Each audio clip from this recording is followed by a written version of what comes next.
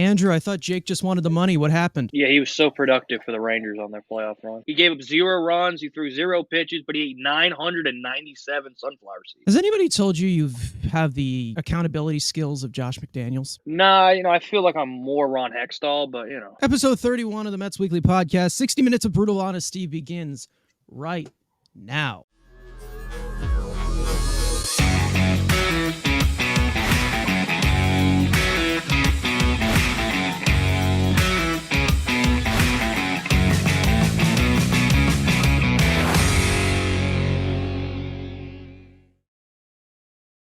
I'm sure all of you know by now, but I'm going to tell you anyway. Make sure to subscribe to the Mets Weekly channel for content throughout the week, including the premiere of this very podcast every single week, live streams for breaking news throughout the offseason. Follow us on Twitter, TikTok, along with all of our individual links that are in the description. So we have officially reached the end of baseball season. Congratulations to the Texas Rangers.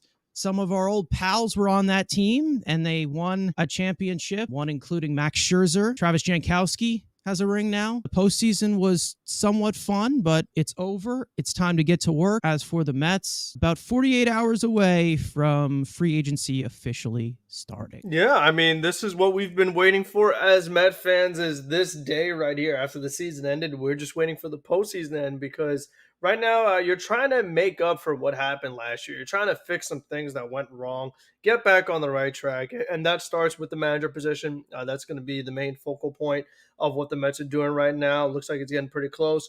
Once you have that, then it is really time to start picking up these players as you're seeing who is available with these options picked up, not options picked up. It'll give you a much better idea of what's going to be available come time we can actually sign these guys. Been kind of waiting for this day since August 1st, so now the season's over. David Stearns is here. We'll see who he decides to do the manager. We should probably get it by Tuesday, I would say, but we have our final four, some good, some bad, some who the fuck are you, increasing the free agent market, some very interesting, some not so much. So again, we've waited for this since August 1st, so we're ready to get back, and let's see what David Stearns does and the moves to see if we're going to be super competitive, or is this just going to be we'll see what we got kind of. Thank you for the segue. Let's just start off with the opening segment, just right off the bat. The most relevant story, of course, the Mets manager search, which is currently in its final stages. Over the past few weeks, it was reported that the position is now down to 4 managerial candidates. The search has been headlined by the majorly rumored free agent manager Craig Counsell, who worked under David Stearns in Milwaukee. Over the last few weeks, Counsell has expressed serious interest in the Mets job, but also expects to set a new salary standard for managers. It was also reported that Counsell would possibly stay in Milwaukee if they were to match the top contract offer. Over the last 48 hours, Andy Martino reported that Counsell is currently close to making a decision, as the only expected delay would come from Counsell going elsewhere as the current favorite for the job. As for the other 3 candidates, Yankees bench coach Carlos Mendoza has been considered a serious candidate for the position as well. Martino reported that his interviews have gone well, as he has an excellent reputation from his time as Aaron Boone's bench coach. Mendoza is 43 years old and has been given a few cups of coffee in the majors during his playing career with the Mets and the Rockies in the late 90s. And then there's Andy Green, the current bench coach for the Cubs and former manager of the Padres from 2016 to 2019. Green is 46 years old and had a brief playing career in Arizona from 2004 to 06 as a 24th round pick, and funny enough, ended his career with 5 plate appearances as a Met in 2009. And for your final candidate for the position is Mark Kotsay, the current manager of the Oakland Athletics, who took over from third base coach after Bob Melvin's departure 2 years ago. Kotsay played for 17 years from 1997 to 2013 across 7 teams as a highly anticipated first-round pick by the Marlins back in 1996. The Mets are expected to know who their next manager is within the next few days, with Counsell as the ongoing favorite, with Mendoza as the expected runner-up. The Mets also still have a vacant space for the general manager position under David Stearns after Billy Epler resigned a few weeks ago amid his injured list investigation. After the manager search is finished, the Mets are not expected to hire immediately for the GM position anytime soon, with the winter meetings almost a month away. I feel like they're going to hire a manager before this podcast comes out. Like, that's my main fear right now. Pretty much coming towards the end here. That final stretch, obviously, Counsell's been the running name ever since Stearns was brought in, and he's still the favorite in the clubhouse. And you've seen some names that have got interviews, and there's been some names who are like, okay, how is Joe Espada not gotten an interview? How are some other guys that we think would be more valuable to this team not getting interviews, but guys like Andy Green, guys like Mendoza or Andy Green, who last time we saw him in the major leagues with San Diego, it didn't go well. So how do these guys get the opportunities, but yet maybe, again, Espada doesn't get it. But besides the point, like I said 3 podcasts ago when Buck was fired, I don't give a shit, honestly, who the manager is, because like we said, Carson, you said it, just build a good enough team that the manager doesn't fucking matter. Like you've seen it with Dave Roberts. Dave Roberts is not a good manager. You give him a fucking all-star team every year, he's in the playoffs every year. Aaron Boone. Yes, the Yankees don't go to the World Series, barring this year, but every year they have a good enough team to get into the playoffs. That's all I give a shit about. Would I love Craig Counsell, and is he the leader in the clubhouse? Yeah, because I know what I'm getting from him. The unknown with Mendoza and Kotsay and Green weren't great in their stops, but those were a bad Padres team, or the rookie year of Tatis Padres and Machado. And then obviously Kotsay's with, the bad news Bears out in Oakland. So really, he's got a bad record. He's fucking playing with Little League roster. So are we shocked? But again, I don't really care just to have Counsell, because you know what he is. He's one of the best managers out there. Yes, he doesn't have a ring. So a lot of guys don't have rings that are decent managers, not Buck Showalter, but who have pedigree. And we all, again, having the ability to work with Stearns, if that's the case, cool. If they go with Mendoza or Kotsay, whoever, it is probably the New York media thing is maybe going to be a thing where, all these guys are kind of small market managers. You haven't seen a guy. I mean, I know Mendoza was bench coach with Boone, yes, and that's probably the only guy who has at least some taste of New York. But everyone else has kind of been small market or West Coast teams. Again, that matters to some doesn't. So at this point, just pick somebody, but it's more on Stearns to make a roster where we don't need to be complaining about him, because all the rosters just, bare enough where little details, little misplays by the managers costing you games. That's more of the problem than just, hey, we got a bad manager. Just put a good enough roster for him to play with and just be done. So we don't have to make him be a scapegoat of, they're not playing good because the roster's not built great enough. Let's just make the scapegoat be the manager. So it's more on Stearns to just make the roster, pick a guy you can, manipulate or whatever, work with, and be done. Yeah, I mean, to me, it really feels like it's down to the 2 finalists that we talked about in Counsell and Mendoza. I mean, that's the sense that you get from reading everything. And I feel like both these guys have their pros and cons. I think with Craig Counsell, the thing he has going for him is that, yes, Milwaukee has been a pretty good team, but I think a lot of that is attributed to David Stearns. We got him. So if we were trying to copy anything from Milwaukee, we want to try to copy Stearns. When it comes to Craig Counsell, from the Milwaukee games I've seen, I haven't seen anything mind-blowing. I haven't seen anything like really innovative, like, wow, that was really impressive. What a good job by Craig Counsell. Nothing all that impressive from a managerial, tactical standpoint when it comes to him. And what he does have going for him, though, is the fact that David Stearns is here.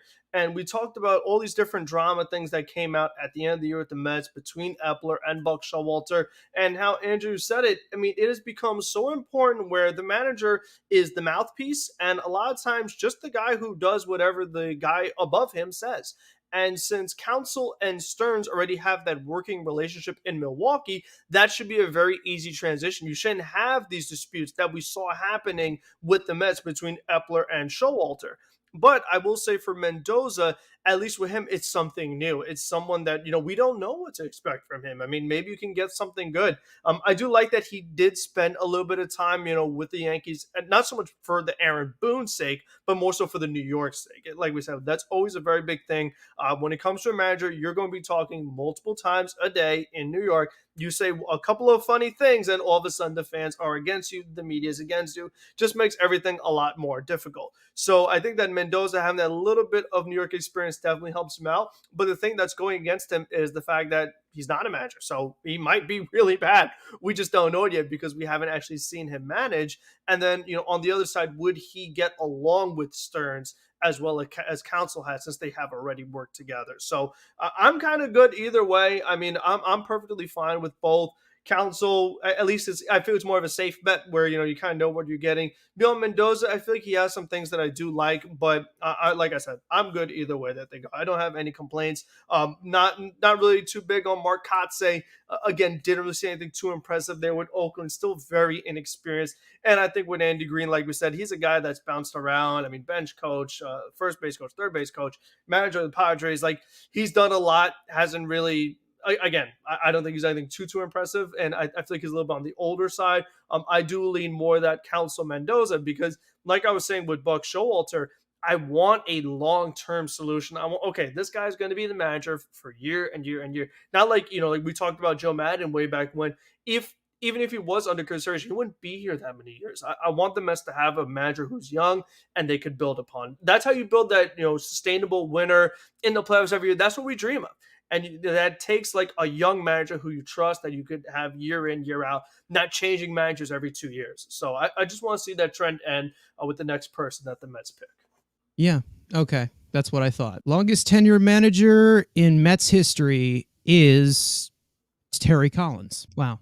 Yeah. I that's what I thought. And so he was here for 7 seasons, and that's the most, I'm pretty sure. It'd be nice to get somebody who passes Terry Collins in that. Obviously, we just haven't been able to see somebody even last 3 years in this Mets clubhouse. To put it just simple, I think that, like, we all know Craig Counsell is the best fit because he's the most in sync with David Stearns. Obviously, Milwaukee hasn't made a far playoff run, whatever, but they're one of the bottom of the barrel payrolls, obviously, and we know that they just go with the resources they have. We basically have just seen them say that Mark Canha is too expensive. We're going to trade him off. And they just traded him to the Tigers this week. They have that connection. They've already talked to each other. They already, have a in sync relationship with each other. That's good. I want them to be on the same page after what we have seen from GM to manager, the connections and the strings and everything, what we've seen with Brody Van Wegenen throwing chairs at Mickey Callaway, or whether it's Daniel Vogelbach screwing up the relationship of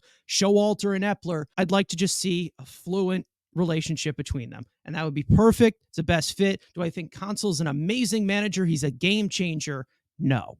But if he does what Stearns tells him to do and there's fluidity there, I'm fine with it. I do really like the idea of Carlos Mendoza. I'm not going to lie. That could be a really good hire. Pretty sure he's bilingual, right? I know that he has a lot of experience with the New York atmosphere and everything. He does have a good reputation, according to Andy Martino, so I'm 100% there to trust that. I'm not the biggest fan of Andy Green. I don't really like that much. I don't like the sound of that. I think that maybe he could be good, but I feel like if there is stuff that would go down in the Mets clubhouse that has gone down before, I don't think he would be able to manage that. Not to mention Mark Kotze as well. I just don't think he's a big league manager. And it's not just the fact that the A's suck or whatever. They were going to suck regardless. I don't really like that style that much. He had a long career. He's played for several different teams. We've talked about guys being these role players or whatever. He's very easy to walk over when you're from a player standpoint. I'm fine with the GM or the president of baseball operations, telling him what he needs to do. But I just don't think Kotze is I just don't think that's a really good fit. Just coming out of that whole market of Oakland where nobody really gives a shit, not even the owner, to coming into New York where you have a 100% spotlight on you. I just don't think that just fits into that category. It'd be a tough transition. Exactly. It's a rapid transition, I would say. Andy Green had a little bit of a spotlight on him, but not as big as New York, of course. Carlos Mendoza is obviously there. And then, Craig Counsell. And then I do want to bring up another point, obviously, because it has been talked about. Of course, Counsell trying to set kind of a different pay grade for managers as of right now. And, it has brought up a little bit of a question as to if he's actually committed to being an actual Met, or is he just looking to kind of just be one of these advocates for the manager salary and things like that. I'm half and half on that, to be honest. I don't know how committed he is to being the Mets. I know we've talked about how he does have interest in it. We all know that he has the connection with David Stearns, but what do you guys think about that? Because that is something you have to come into question, because New York, obviously, we've talked about it before, the Mets, there's going to be players that use us for money leverage all goddamn time. Wouldn't be surprised if it is for managers. Yeah, I mean, I definitely could see that being the thing. I feel like Council's been in Milwaukee for quite a few years now. That's where he seems comfortable, and I could understand from a personal standpoint of maybe just want to stay in Milwaukee where it's safe. Again, a lot less pressure, a much better job security, especially with the 10 years already had in Milwaukee. So I could definitely see that being a thing. We've seen it happen a lot with the players. This would be the first time with a manager, so we'll see what happens. I mean, I just really find it weird that you'd want to do this many interviews. And is it Council or Mendoza who's being considered for the Guardians I job? think both of them. That's Both of them have both interviewed. of them. Yeah. Yeah. Okay. So I mean, that's one of the other things to keep in mind too is that maybe the Cleveland job seems more appealing to Council, less pressure, things like that. Or same goes for Mendoza. And the Guardians, they're a team that actually they're in the playoffs every year, even with the lower payroll than the Mets have, just because they're just more of a smart organization with the way they just like Milwaukee always have really good pitching. So that's another thing to always have. Another thing to consider is that there are other possibilities, not like the Mets or bust. Like these guys do have other options. So that's the last thing that's really important in this search. It's just basically just comes down to 2 points of, I mean, does Consul just know that no one's going to outbid the Mets, or does he actually want to manage this Mets team? And I don't know how much control it's going to be. Again, we need to have a great roster around a manager, and then that obviously would not happen.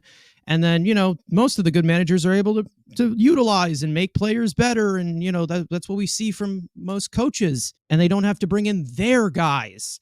But we don't see that these days. This, again, the whole notion of, he wants the most money. He's a free agent. So does every fucking free agent. Like, I get it. Yeah, of course, I get, he's my. So was Max. Did you think Max Scherzer wanted to be a Met? No. You know why he's a Met? Because the Met backed up the Brinks truck for him. That's what, name me a free agent, not someone that resigned, who was like, I wanted to be a Met. No. The Mets came to me, and they gave me the biggest offer. Nemo! Not resigned. But name me a free agent that comes to this poverty franchise. He was a free agent signing. I said without free resigning. agency No, signing. this team. Okay, now you're just splitting hairs. Well, no, it's not the. Yeah, it's rare where you don't see a player take less money to be a Met. I mean, that's the thing that really comes down to. Yeah. I can't remember something like that. And then you got these idiots on TV, talking heads, being like, "Oh, that's a bad." So that's what free agency. He's a free agent. He needs to do what's best for his family and for himself. If it's getting the most money, that's the point of a job. If you have a job and you have a job offer that's offering you more, you're going to take that job because it's more money for you and your family. That's what free agency is. So I am so sick and tired of these idiots on TV who get paid to do just the dumbest shit, being like, "Oh, this is a bad thing." This is what free agency is. So is it a bad thing? Jacob, I'm not bashing Jake. Yes, you are. But Jake got an offer he couldn't refuse. The Mets gave him an offer. But guess what? Texas said, hey, here's 2 extra years and a shit ton more money. He took that because that was the biggest offer. Max Scherzer, you think he wanted to be a Met? Hell no. Hold on. Why would Jacob deGrom do that? He was just going to a 68-win team. Well, they got Corey Seager. I mean, why would he go there? Because there's a lot of money. Because there's a lot of money. Just the money. It's just the money. Exactly. It's just the money. It's just the money. He didn't want to win. He never said he wanted to win, ever. He's not a competitor. He's just there to just get eat the checks. Hey, and he's got a beautiful family, and now he's got generational wealth for his beautiful family. That's the point of free agency. So guess what? That's what Council's trying to do. If he uses the Mets, hey, it's not the first, and it sure as hell ain't going to be the last. Because be prepared, I think, are going to be used for that generational talent free agency. Where it's like, the Mets are in a conversation. And then he just goes to the Dodgers. Get used to it, boys and girls. We are the sexy broad with a lot of money. And sometimes we're going to get them, and sometimes we're just going to get used like a condom. It's just the way of the world. Why does it always have to turn sexual with you? Why? That's funny. Come on, so a few weeks ago, Mets star first baseman Pete Alonso hired Scott Boras as his agent amid his upcoming free agency after the 2024 season. The Mets have reportedly had contract extension discussions with Alonso, but have not come very close to an agreement. But earlier this week, Boras went on John Heyman's podcast to discuss the 28-year-old's upcoming free agency, saying that you shouldn't expect a hometown discount when it comes to Alonso. The high roller continued as to compare comparing other contracts in the market over the years, such as Mark Teixeira and Prince Fielder, saying that with an increased revenue around the game, he has confidence that you can put Alonso in a higher bracket. In comparison to recent contracts like Freddie Freeman and Paul Goldschmidt, Boras explained that he doesn't think those recent contracts, certainly negotiated by others, are really relevant to anything that has to do with what's going to happen in the future, particularly with Pete Alonso. In addition to that, though it seems unlikely Alonso, who turns 29 next month, would sign an extension with the Mets this offseason, Boras says that he wouldn't rule it out entirely. In his opening press conference, David Stearns specified that he expects Alonso to be the Mets' first baseman on 2024 opening day, putting the recent trade rumors at the deadline to bed for now, as Alonso is expected to make more than $20 million in arbitration 3 this season. Are you buying what Boras is selling? I feel like we say this every goddamn year. He's got big balls, doesn't he? He's got big balls, but yet he says, oh, the first base market doesn't matter. And he's the same thing about Brandon Nimmo, and Brandon Nimmo topped the last free agent center fielder contract. And George Springer didn't blow it. Oh, that didn't matter, right? But yet, again, topped the contract, but again, comparable to it. We know this with Boras, and kind of like the last segment, Pete signed Boras to get him the most money. So when he's going to go out and test the market, I've never thought he was going to get an extension. So he's going to test the market, and he's going to let Boras do what Boras does best. He's going to find a sucker out there to give him an offer he can't refuse. That's what he's going to do. And he's going to jump at it because, hey, if the free agent market, you look at the Olsen deal, that should be the top comp. And he's probably going to top that. That's what he wants, and that's going to be the bar for him to top. So is there a team out there who's going to take that offer and double it? Not double it, but let's say it was, 8 at 2? What was Olsen's 240? What was Olsen? No. What was Olsen's? I think I 170. Oh, what? Look at it. 8 years, 180, something. 180. Okay. So take that. And if Boras is already saying it doesn't matter, he's going to want probably $200 million, probably over 9 years. 9, potentially 10, because if last year's star free agent trend continues, that term doesn't matter, there could be a team that gives him 10, 11 years. And at age 29, you're going to pay him till he's 42? Yes. Who knows what's going on? There's some teams that that need a first baseman that are stupid. Again, the Cubs being that perfect example. It just takes one idiot to ruin everything. It's Boras doing what Boras does. I'm not shocked. He always says the stupidest shit. Frank did a whole video based on a Boras quote about the food thing. So he always says dumb shit, and sometimes he's right, but most of the time he's gonna get paid. So he knows what he's doing, and do these comments terrify me? No, because I've never thought he was signing an extension. We knew it was gonna get tested out of free agency. Now it's just gonna see what does this franchise value loyalty, or does it value? You know what? If we're gonna try to sign him, but if it gets stupid, there's no one to walk away. But that's a discussion for next year. But again, it's just Boras being Boras. I'm not shocked. Again, he's just a talking shit can and just makes a lot of money, and he knows how to do it. So again, we'll move on. Again, he's here next year. Again, he's here, so you enjoy him. Maybe he's here for more, but again, we saw this with Nimmo. Does lightning strike twice? Just gonna have to wait and find out. So you say that it would be he's looking for 9 years, 200. Are you willing to do that though? If you're the Mets? No, I'm not paying a first baseman. No. Look again, better. But who else? Again, I know it's the easiest position to replace, the first baseman. Look at again. I've said this will be a video again. We're not getting full, and we'll get into it a little bit, but this is a next year topic. Look at all the great first base contracts when they were given to them. They don't work out. Miggy, Votto, Howard, Fielder, they don't work out. So yes, Pete, we need the 40 homers. I'm not saying the Mets don't need that, and it's going to be hard to replace them. But especially if this team is not going to be good for 2 years, Pete Alonso at 31 is when this team is back to being good. On a 7 to 9 year deal. If the AAV is low, maybe, but it's not going to be. But let me ask you this: who are you going to get to replace him? Who? Please tell me. I mean, look at that first baseman market of guys who are actually going to be available down the line in these next few years, right? Who are you going to bring in to replace him? Again, if you get a DH, It's a The first. most potent bat in your lineup. How are you going to replace Rhys that? Hoskins hits 30 homers. You want 30 homers? Just go sign Rhys Hoskins. Yes, Rhys Hoskins is a guaranteed 30 home run to put into your. That's what I mean. You're just throwing Off a season-ending injury and in Philadelphia. Exactly. 12 in a stacked lineup. We're gonna have a stack. I We'll mean, have Ohtani and Soto and Mike Trout. We're gonna be fine. That's a different story, because the thing is that if the Mets actually did have the Soto, Ohtani, Trout, then Alonso isn't as big a priority because you have so many other sources. But it's this particular team. He threw that motherfucker away. What do you say? Ohtani, like, that's what I mean. Like, goddamn. No one's gonna replace that workload. That's what I mean. Like, who are you gonna bring? Like, okay, if you can find me a Freeman or an Olsen type of guy to bring in here that's younger and sure, but where is he? Where is he? Ryan Clifford. Yeah, exactly. Ryan Clifford. We're going to rely on him. He's 20 years old. Hasn't played below high A. That's what I mean. Like, what we expect Marfientos to replace that type of 40 home run production? He can hit 40 homers. He pulls the ball. No, he doesn't. If the Mets actually realize what actually was out there, you're telling me that you wouldn't be willing to overpay for Pete. You're telling me that you have standards. It depends what this roster looks like. Again, in this lineup. It also depends what this roster. If you're telling me Ohtani's here, and like let's say, but if you have the financial flexibility, you have the financial flexibility. We say like you're telling me I need to be worried about what Pete Alonso is going to be doing in 2033. I should give a shit. How close is this team to win a World Series? That's my question. How close are you after next year? How close are you to win a World Series? They'll be much further away. Yes, but if you replace him with other positions of superstars, and again, we're saying Soto, and obviously there could be another trade that happens.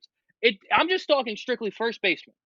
It's a way easier position to replace than going out and let me raise you another point. Soto, Ohtani, whoever you want to talk about, compared to Alonso, obviously not the same player, of course. How many of them have done it in New York? Let's talk about that for a second. Yeah, he's been just a power hitter. Both of them are better overall hitters. So okay. Done it in New York. He does once in LA. Hey, the best hitters are power in LA. hitters. One of them did in LA. So that's that's a bigger market in New York. No, it 100% is not. I don't see any point there. It's a long point as to where I'm like actually taking this for granted. Like I'm actually being like, okay, yeah, I'm okay with Pete Alonso getting out of here. Like if he wants 10 years, I'd be willing to do it. Like, first of all, we all know that if you're not going to get if there's any long-term contracts that you put out there, you want to give it to someone. But like, if you're not willing to give it to anyone, you're not going to get anyone. Like that's how we said it. But obviously, we know that Pete Alonso wants to be here. We know that Pete Alonso has been very successful for all 5 years that he's been as a Met. He probably could have been even better if it wasn't for that stupid-ass pandemic year. If there is one thing that you can count on is that Pete Alonso can be penciled in for 40 home runs in the Mets lineup. So who the hell are you actually going to replace him with to replace that workload? There is no one out there, right? Especially at the first base position, which is a primary power position. I mean, who's available? Like, tell me who's available. Who are you going to get? You're going to try and resurrect Miguel Sano? What are you going to try to do? You're going to hope and pray that an injured Rhys Hoskins, not to mention, let me put in another point, Rhys Hoskins, who's been injured, who hasn't been on the field. Pete Alonso's on the field every goddamn day. And he's stupid and he plays injured. Best ability is availability, dickhead. But he is a dickhead. So again, you can love, again, the fan, again. It has nothing to do with a fan favorite. It's the impact he has on the lineup. What are you actually going to replace that, though? Like, let's be real. What does this team look like after next year? If we need to see what happens this year in the offseason. If there's a better roster, and let's say if they do land, I don't think they land Ohtani, but if Ohtani's here on a 12-year deal, you got Lindor on a 12-year deal, 12-year, 10-year deal. Ohtani's going to be another 10. Yes, Cohen has ungodly amounts of money. Yes, very true. There's going to be a time where he's going to say, you know what, enough's enough. I'm going to still spend money, but I'm not going to be, here's 10 years here, here's 10 years here, here's 10 years here. There's going to be a breaking point.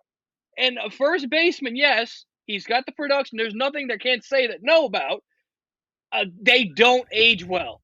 And that's where, like, no. He's also the face of your team. I mean, that's the thing. We're not just talking any first baseman.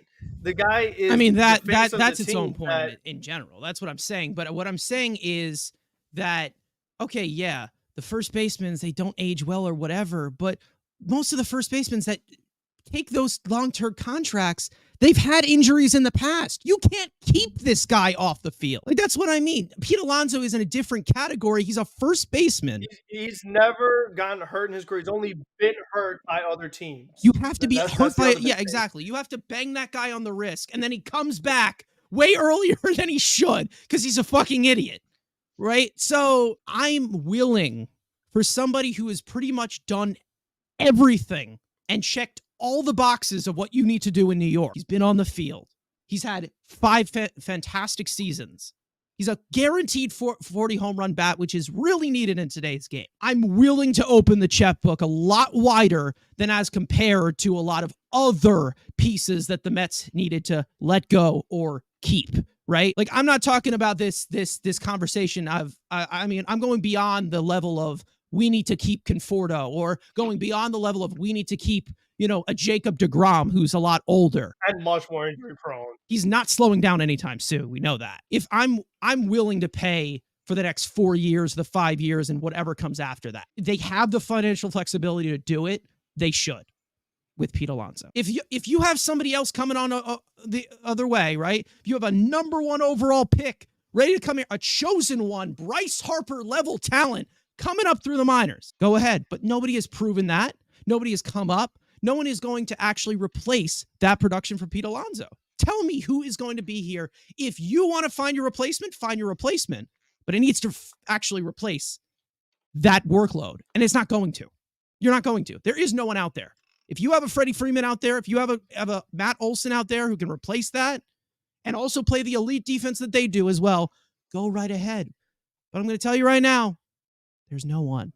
No one exists. There is no one that exists. So you might as well just get your own guy. So in June of 2022, the Mets drafted Jett Williams, who is a shortstop out of Rockwell Heath High School, with the 14th overall pick in the draft. The 19-year-old speedster set minor league baseball on fire this year across Low A St. Lucie, High A Brooklyn, and Double A Binghamton, slashing .263, .425, .451 with 13 home runs and 45 stolen bases in 534 plate appearances. After the season, the Mets' top prospect won the organization's Minor League Player of the Year award, confidently accepting and saying the following: "I'm going to be here next year, just so you know. I just see myself playing here. Obviously, there's a lot of work to do. That's what we're going to do this offseason. But just so you know, I can see it. If I prepare and do what I need to do in the offseason, I'm going to be here next year." Jett just turned 20 years old this week and has already become a fan favorite throughout the Mets fan base, with his major league debut being highly anticipated soon. Williams is currently ranked as the Mets' number 3 overall prospect via MLB Pipeline, expected to be showcased during 2024 spring training in Port St. Lucie next season. We saw something about this with Francisco Alvarez, I think,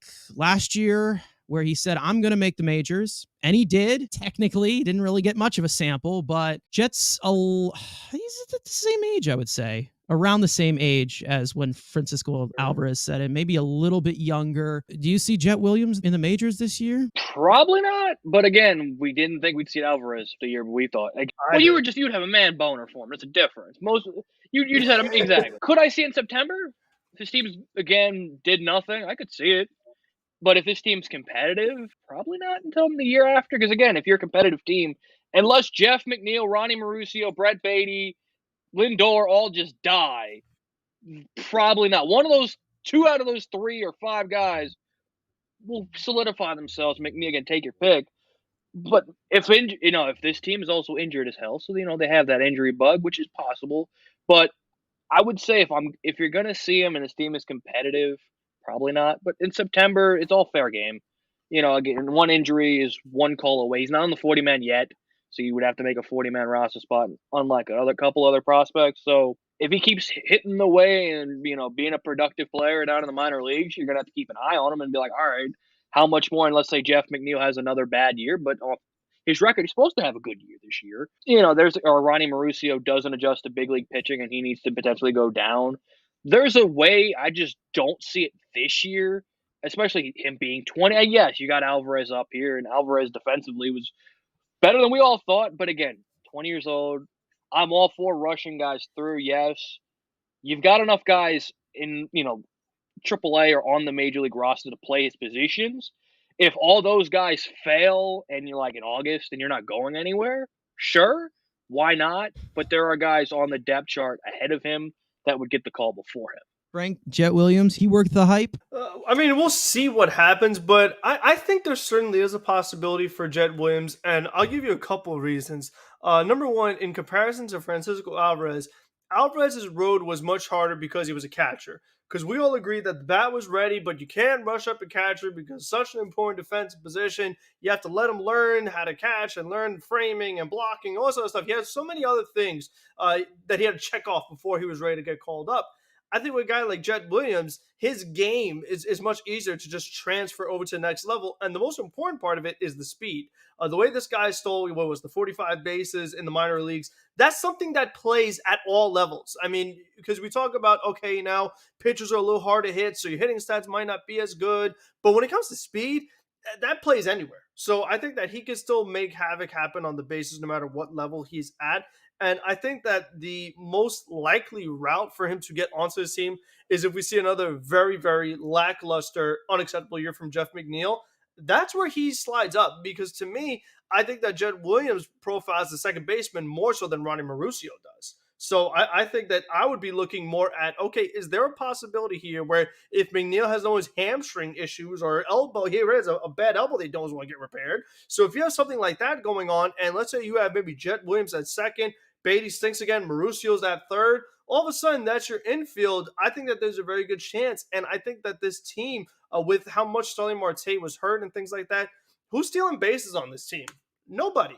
Lindor, yeah, he did some with the new rules, but I think that he could actually fit this team with that speed that it's not too far out that realm of possibility. I think if they, like Aaron said, they have another June where a lot of guys get hurt and things like that, you definitely could see this guy moving up the ranks pretty quickly and end up on this team. So I don't think it's crazy at all to see him this year. Man, this guy gets a lot of hype as a first round pick. You know, like they really drafted just a pinch runner. Anyways, it's an exciting player and I understand it. It's explosive. It's somebody who can really put on a show, I'd say, from if you have this guy batting ninth, possibly. And I understand that his approach is very advanced, I'd say. Obviously, he gets on base a lot. You know, you can get a lot of stolen bases from him with the bigger bases, obviously. I don't see it this year. I think you're going to get a little bit more of a bigger look from Luis Angel Acuna this year, whether you're going to talk about actual second baseman as compared to Jett Williams. I'm not really big on either of them as for Jett and Acuna, so it's not really just my style of player that I would like to just completely plug in here, and I feel like he would help us win. I think that there is a strong possibility where you see quite a few guys at the top of this prospect list get their shot, obviously, to make the team a little bit younger. You're going to see him showcased in spring training, but I think that the earliest you're going to see him is 2025. It seems like he does have the ETA of 2026, obviously with him being drafted as 17 years old, 18 years old, so just being a little bit younger. So I don't know. Again, I'm not the biggest fan of Jeff McNeil either. I would like my second baseman to have power. I'd like every single position to have power, and it just doesn't seem like Jett Williams. I don't see how that swing adjusts to major league pitching, in my opinion. I just don't think he has the bat speed whatsoever. All I'm seeing is a Nick Madrigal swing from him. But you know what? Everyone seems to like him.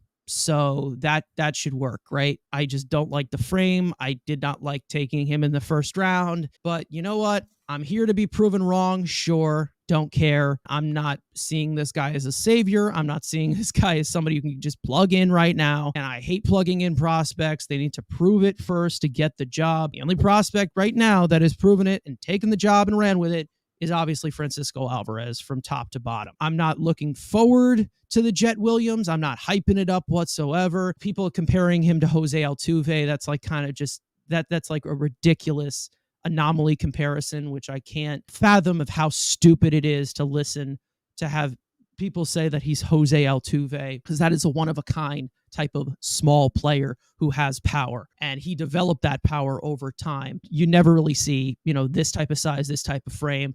The anomaly comparisons are absolutely ridiculous. That's basically just like saying, this guy, he's Mike Trout because he's got all these tools and he's got all of this, that. Like, it's just, he's a small second baseman. He has a small frame. I'm not expecting much from him at the major league level. I just don't think he adjusts the best, but you know what? I've been proven wrong before, but I don't know. I see this guy just batting ninth in our lineup if he were to come up today. I still think for Acuna, they might want to consider putting him in the outfield. And I think that's more so just because of the way this team is structured, like we've talked about. The outfield definitely got some help with that Houston trade, but overall, it has been one of the weak points of this farm system. So I would also experiment with Acuna in the outfield if you are going to have these other infielders. If McNeil does turn around, if you do have Mauricio in the infield, Beatty in the infield, Lindor in the infield, it does get pretty crowded. I think someone with that athleticism, obviously his brother's an outfielder, so I wouldn't rule that out completely. Yeah, I mean, if his brother can play outfield, that means that he can play outfield too, right? I mean, you know. So during his World Series run with the Diamondbacks, former Mets outfielder Tommy Pham had a lot to say regarding his time in Queens. Back in September, Pham was asked about the Mets' stagnant clubhouse in 2023, explaining that he told Mets shortstop Francisco Lindor that out of all the teams I have played on, this is one of the least hardest working teams of groups of position players I've ever played with. As Arizona advanced to the World Series, Pham did not stop there. While comparing the Mets to the Diamondbacks, he said that the Mets are more talented than the Diamondbacks. What makes this team different, everyone is trying to reach their max potential. That drive wasn't there. That drive is here. It's what separates this team from most teams. You have guys that are trying to get better every single day. I do feel like there's a level of expectations and preparation and work ethic going into the game. And I was very honest. I just didn't feel it being met as a whole. I didn't call anyone out. If anyone disagrees with me over there, you got to take a long look in the mirror and be honest. Be a very honest self-evaluator. Sometimes on paper, it just doesn't get put together like you envision it. But I don't see that team struggling for long. There's guys over there that are hungry, and you have an owner that cares about winning. Back in August, the Mets traded the 35-year-old Tommy Pham to the Diamondbacks in exchange for 17-year-old prospect Jeremy Rodriguez at this year's trade deadline. I don't understand what his obsession is with constantly just bashing the Mets. I mean, I really don't know why he feels the need to, on multiple occasions, go out of his way or just bring them up and just about all the things that are wrong with them and how everybody else is the problem. Tommy Pham, as I said when the Mets got him, is a guy who has bounced around from team to team to team, constantly changing teams. And everywhere he goes, he has issues. He's had plenty of issues. We saw with the Padres. Nobody ever wants to keep this guy around. And, you know, if he's a guy that has this talent, then why don't teams want to keep him? It's because of stuff like this. It's because of the personality and the way he rubs certain people with the things that he says. And I just think that he's played on so many teams. Why, of all the teams, is the Mets the one that he feels like he has to constantly keep going after? So to me, it's just that I don't understand why he feels the need to keep doing this. And I think that he just makes it harder on himself for another team to want to pick him up just because they know that, okay, yes, he may do some things. He had another big year finally after being, not being good the past few years ever since, he left Tampa Bay. And it's just that it makes it hard for other teams to want to bring this guy in when they know that they also have to bring in this personality that comes along with him as well. Hey, Tommy, you need a spot on a podcast. You'd fit this podcast perfectly because he's calling the Mets how it is. He's right. This was a more talented team compared to the Diamondbacks. Yes, the Diamondbacks they play better baseball because they play with dog in them. The Mets have a bunch of prima donnas with no dog. The Diamondbacks won how many games? 72 games last year? The Mets, again, were a playoff team. 100 wins, right? 101 or whatever the hell it was. The difference is the mentality. Yes, you can have all the talent in the world. If you ain't got the effort, you ain't got the work to drive to get better, you get exposed by teams that want to do that. So, yeah, is it a great look for Tommy to keep just every 2 days as another quote shitting on the Mets, like Frank said? Probably not the greatest for his future financial decision, but I love it because it's true. There's a standard that should be set. At this payroll, the talent in that roster should be good. And if it's trying to show that this team is, again, this is the highest payroll in baseball. It's supposed to be, again, 101 win team. I got exposed because, oh, no, it's okay getting all my money, And Tommy Pham, again, a journeyman old man bum. The last couple of years has been a bum. We're all pissed when he signed him. But he's going and looking at it and just looking at like, this is what money can buy you? Just a bunch of lazy Non-workers? The worst Team team money money can could buy. buy. Again, he ain't wrong. Is it, great? No. Is it great for the Mets image? No. But again, hey, wake up call, assholes. If you want it, go get it. It's not given to you. Just because there's a big amount of money next to your name does not mean you got shit. You got to work your ass off to get what you want. That's what the Diamondbacks did. Again, the guy below me called me a dumbass saying the Diamondbacks were going to be a decent team last year. Are they the greatest team on earth? No. They finished second place in their division. 17 games out. 17 games out, exactly. Second place in the division. Nobody gave a shot against the Brewers. They whooped the Brewers' ass. And the Brewers more talented. Swept them. Yeah. Went to LA. Definitely more talented. Swept their ass. Then went to Philly and won 2 big win or go home games in fucking Philly. You know how much dog you gotta have to win games in a fucking wild Philadelphia crowd? Yes, the Mets obviously play well fully, but it's all about just caring and emotion. Which we've made. How many years have we said this team shows no fucking emotion? It's like, man, started with the manager, started with the players. That's Jeff McNeil bitching and complaining every time it's a ground ball to second base. There's no fucking drive. There's no dog. It's just, well, he's a good player. At the end of the year, he's gonna have decent numbers. And true, a lot of these guys at the end of the year had decent numbers, but like they're just, okay, they just get to it. 270 batting average, whatever. 112 WRC plus, okay. But there's no fucking drive. There's no good. And that's what I kind of liked about Tommy Pham. And hey, he's saying it. Like, I want this team to be good. I'm trying to tell you, get your head out of your ass and you can be good. I've been waiting for an Andrew rant like that for a long time. That's the fire I fucking need, man. The power of Antonio Pierce. Yes. Go off. I've already said this multiple times, I think, at this point. No, he's completely right. And I think that he had every single right to say this because he was one of the few guys who actually performed. I mean, he performed above expectations. Obviously, we brought this guy on in a one-year deal to be a possible fourth outfielder. He also, he said while he was here, he played with a chip on his shoulder. He said, they said I can't hit right-handed pitching. Let's just hit right-handed pitching then. Let's solve that problem. He has the drive to continue and get better, even though he's 35 years old, older than most of the guys in that clubhouse. And he had every single right to say something like this. Now, listen, is it the right thing to do when you're eventually going to be a free agent? And he is a free agent, in 48 hours or whatever. Is it the right thing to do? No, but to be honest, I'm glad for the Mets' sake he opened his mouth and said this. Because we've all been feeling it. We've all been feeling it. The fact that it comes in from an outside source that you brought in here just for 1 year. I mean, this guy was here for what? 4 months? 5 months? If you look from the inside, I mean, they're never honest. None of these guys are 100% honest and keep it like they say what is actually on their mind. They need somebody like that in Tommy Pham to do it. And if that is something that pushes them to go forward as an organization, hopefully, I hope it does. I hope they take it completely personally. I hope they go full on Michael Jordan. I took that shit personally. I hope they do. All I can say about Tommy Pham is that if he wasn't hitting well for the Mets, he probably did not have any right to say something like this. And that's why it kind of rubbed the wrong way with, Verlander supposedly talking about our analytics department being sucky. And then, Scherzer kind of just shifting the blame off of himself. I mean, that's a different story, but Tommy Pham played his ass off. He obviously worked his ass off, like he said. And I mean, it also translated to when he went to Arizona. I mean, he was a big contributor on their playoff run as well. So I also like the fact that he also pushed a few more buttons by saying like, oh, well, you have an owner that cares about winning and hey, I'm a free agent. I'm available. He's saying stuff like that where, if you want to see how a hard worker does, then, bring me back. I'll do it for you.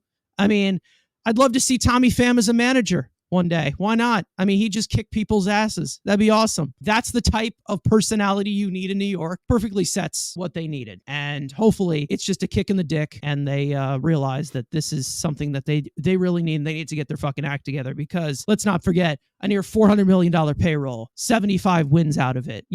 There's not really much you can pick out of it and say, oh, this is a bright spot. This is something that we got to do next year. There's not much that we did this year that I want to do next year. I don't blame Tommy Pham for saying any of this. So now that shifts us to your questions. For those of you who are watching or listening, if you want to ask us a question, click the link in the description, fill out our form with your name, your Mets-related question, and it could be featured on the next episode of the Mets Weekly Podcast. This question is coming from Hope of Mets, but this is actually pretty good. One hot take prediction for the Mets this offseason. I mean, I'll start off with mine. I think I already said this one, but I guess mine.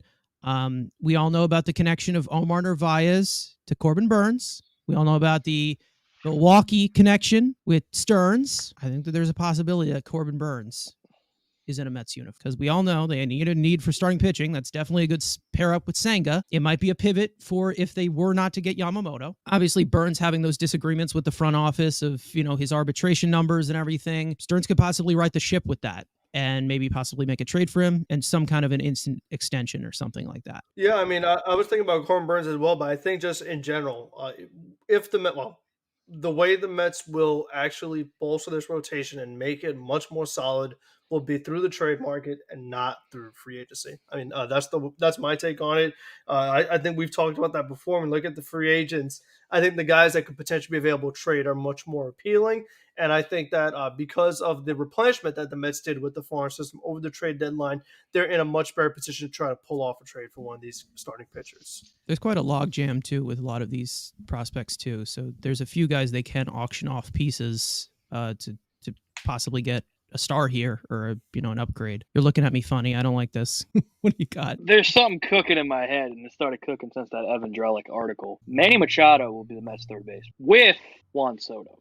Because, if San Diego is this financially just running out of money. They declined Michael Walker's option. They did complain. That's how poor they are. And Nick Martinez and Seth Lugo. Yeah.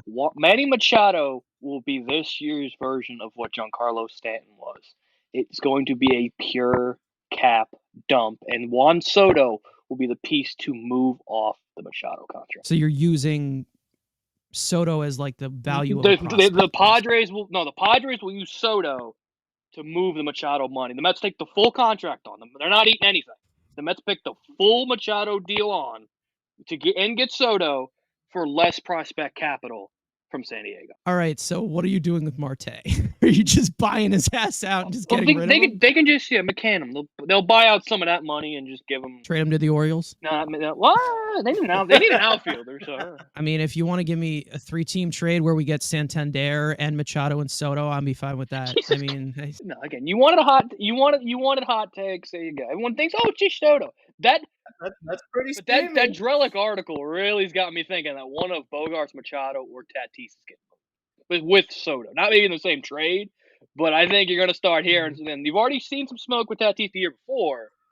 I think if they're starting to bleed money, well, Tatis's contract is a dream. So, like, if you were to bring in Tatis's contract of what he's making annually, it's like somewhat backloaded or front. I don't even know what it is, but I mean that it's ridiculous. Like what is it, like 21 million a year or something like that? Like he's getting nothing, especially when you look at the shortstop market or the outfield market or anything that of how he would market himself or whatever.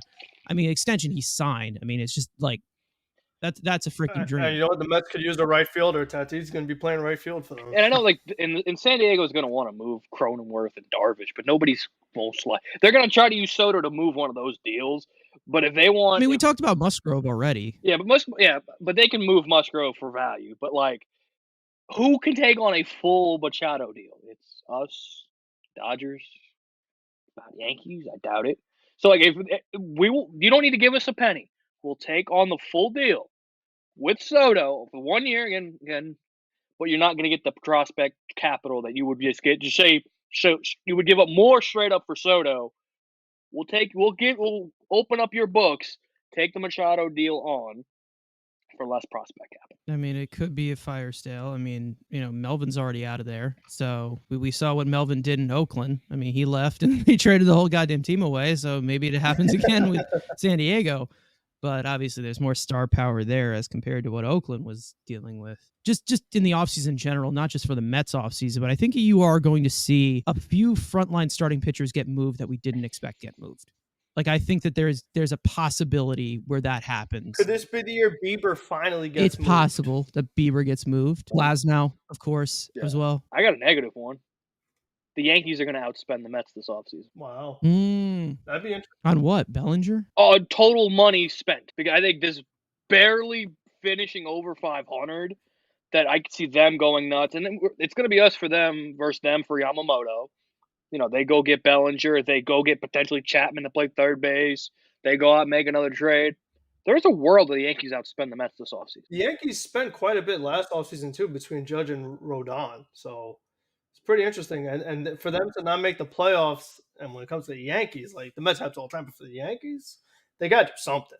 So for those of you who have been here since the very beginning, you may notice this segment from one of the old live shows. It's time for my top 5, previously named Carson's Criteria. For those of you who don't know, my name's Carson. If you didn't know, the way that this works, it's very simple. I usually have a category like top 5 most underrated Mets or top 5 worst Frank about sports takes, and I list them out in my humble opinion. And then after I'm done with the long-winded analysis, Andrew and Frank can tear it apart, open up screaming matches if they so please. Most of my lists are based off of Mets history, but I'm going to go with the current times this time, and I'm just going to give you my top 5 Mets that need to go. All right. So these players currently hold a spot on the Mets 40-man roster, and in my opinion, should not play another game for the Mets for eternity. So let's start off with number 5 here. This one is pretty easy. Trevor Gott. The Mets acquired Gott for a few weeks before the trade deadline from the Mariners in exchange for left-handed pitcher Zach Muckenhirn with conditions that the Mets could cover former farmhand Chris Flexen's contract. In 29 innings with the Mets, Gott was an unmitigated disaster, surrendering 10 of his 14 earned runs in high leverage spot. Pretty simple. Gott was acquired by Billy Epler for a near $7 million of Flexen's contract. Billy Epler resigned, and now Gott needs to go too. Enough said. Number 4, Luis Guillorme. It was fun while it lasted, of course, but the bearded demigod who caught bats out of thin air and nearly killed Jordan Hicks with a 22-pitch AB in spring training, it's time to let go. Now, Guillorme's defense will always be a plus, but recently, the 29-year-old infielder has become quite the negative asset. Over the past 2 years, Guillorme has posted just a .671 OPS in 455 plate appearances, providing next to no power and bottom 5 percentile speed. With Mets top prospects Brett Beatty, Mark Vientos, and Ronnie Mauricio all at the major league level, the upside capacity of infielders pretty much leaves Guillorme as the odd man out. Although he's had multiple injuries across these past few years, the justification of keeping Guillorme any longer has really run thin. The Mets have a need for a more expansive bench in the future, and Guillorme just is not an ideal piece going forward. Let's get to the hot stove, folks. Number 3, Jeff McNeil. Speaking of ideal pieces, the former batting champion, or as I like to call him, the most obsolete player on this entire roster. To put it simple, McNeil is a powerless bat in a power man's game. If the Mets did not spend $162 million on a center fielder to lead off for them and provide more power than McNeil has ever provided, his role on the team would be a lot more important. McNeil had a rough season in 2023 where he posted a .711 OPS in 648 plate appearances, where he apparently played through a partially torn UCL in his left elbow. Not only did it obviously affect him, McNeil has decided to not undergo surgery to repair the structural damage. McNeil is now 32 years old with 3 years remaining on his contract after signing a 4-year extension with the Mets last offseason. I get it. He can play multiple positions. He's a former All-Star, and he give you a high batting average, slapping singles across the field. The problem is, this is not 1976 anymore, only considered an elite player in the eyes of Mets fans. It's frequently said that it's hard to come across a player like Jeff McNeil. That's more of a curse than a blessing, folks. It's not because he's one of a kind, it's because he's not that valuable to a contending lineup. Roast me all you want, Mets fans, you know I'm right. Number 2, the infamous Drew Smith. Ever since the Mets traded for Drew Smith back in 2017, he's been nothing short of a disaster. A boatload of injuries, tons of high leverage meltdowns, and statistically one of the worst relievers in all of baseball among batted ball data. He's always had promising strikeout stuff, but he has not progressed in the slightest. He has terrible command of the strike zone, terrible secondary weapons, can't get whiffs, can't get chases, and surrenders some of the hardest contact in all of the league. It's safe to say that the breakout of Drew Smith is not coming. And after 5 years of terrible pitching, the Mets need to cut ties. Going into a 30-year-old season, relievers are always going to be hit and miss, but sometimes you just need to call a spade a spade. The spaded point is clear. Drew Smith fucking sucks. Accept it. And of course, number one, the 800-pound nightmare that is Daniel Vogelbach. I am done talking about this guy. We've already promised that we are done talking about this guy. Garbage trade from both sides, a Billy Epler patented move. Epler is gone, and so should he. If I have to see this fat and lazy hippopotamus who is 90% cake frosting and donuts take one more strike three looking in the orange and blue, I'm bringing out the horse tranquilizer and finishing the job myself. There's my top five. 5 guys who need to go. Tear it apart. Go ahead. Yeah, obviously the only guy that I'm not totally ready to give up yet is McNeil. I feel like there's probably plenty of other pitchers that the Mets have that you could certainly replace him with. But other than that, I mean, it's pretty easy to make a list of plenty of guys that can go, with Vogelbach and Smith being 1 and 2, just because of the amount of the roles that they have on the team. The fact that Vogelbach, for the most part, was playing every day as a DH, and it just seemed like Drew Smith was involved in way too many high leverage situations that he should not have been in. And he just felt like he was the deciding factor in a lot of games, whether it was blowing the lead, getting rid of a tie, or being behind and then becoming even further behind. It just felt like he was the reason for a lot of Mets losses. Guillorme, that's an obvious one. He's just seemed to regress. And like we said, with the other options the Mets have right now, there really just is no point. And then Trevor Gott, just another Epler failure. So I can't disagree with that one either. But I do think there's probably some other Met pitchers that need to go before Jeff McNeil. Like who? Who would you put in there besides Jeff McNeil? Pretty much any other reliever not named Edwin Diaz or Brooks Raley. Like I'd rather get even rid of after that Ottavino, 2019 season that Edwin Diaz had. Even after that, I'd rather get rid of Acevedo than McNeil. I just think that Acevedo is going to regress even more at his age. That he's just not worth that contract. That might be the first time you didn't have a shit list. The first time? That might be your first perfect list. There's no. I mean, obviously, you could throw Starling Marte on there. You could throw Alvino on there. You could throw other guys. This is Frank's list. Narvaez would be number one. There's nothing really to complain. Again, there's plenty of guys. I throw David Peterson on there, too, if you want. Again, there's nobody on this roster that's like, oh, he needs to be here. I mean, there's maybe like 2, maybe 3. But yeah, I mean, I had a few I was other considering, but like most of them were just like low-hanging fruit of just like, yeah, okay, they're just not that good and there's not really much substance to it. Like, yeah, I could bag on David Peterson, but like obviously the team is in need of pitching, so it's like he's still part of the depth chart no matter what. I also would never go after David Peterson. There are still like a lot of holes. Obviously, the Mets have emptied out quite a few roster spaces. I'm pretty sure a lot of like 12 have been put on waivers already. Obviously, it's going to be a new look team, of course, but like out of like these 5 right here, I think that this is the most you need to I would just move on from. And listen, I know people are going to disagree with Jeff McNeil. We have one that just disagreed already, but let's be real for a second. This man's just obsolete. Like, what does he provide that Nimmo can't do even better from the top of the line? I mean, he's going to love Seattle. I mean, it just makes too much sense. He's going to love Seattle. And we got to trade again. Well, are we going to do it this week, maybe next week?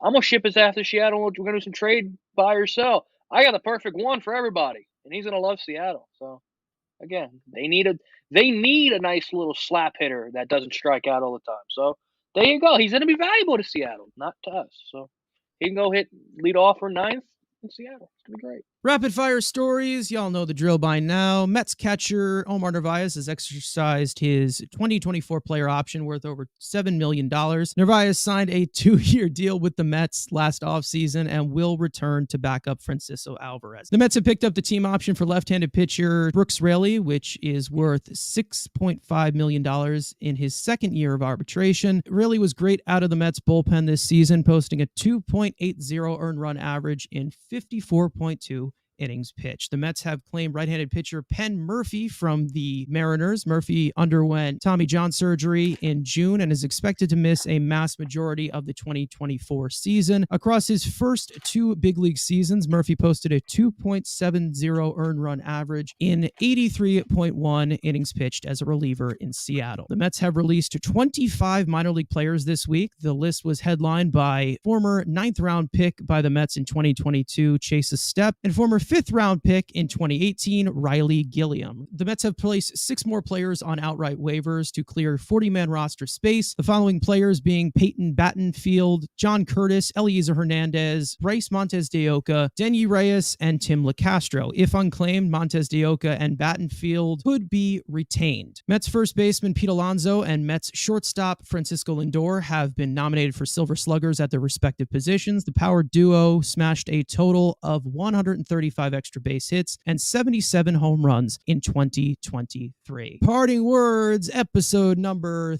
31, the great Mike Piazza, which is retired in the rafters. We don't have to list off anybody else. That's the only one that matters. Yeah, I'm hoping that the Mets do have a manager by the next episode. This way we can talk about that. And then they really can focus on the players because that's, like we talked about before, that's where things really need to change because if you don't have good players, it doesn't really matter who the manager is. So let's get that sorted out, and then we can move on to the big stuff. We're in award season now. We'll see officially nominees for the awards. I think by Wednesday.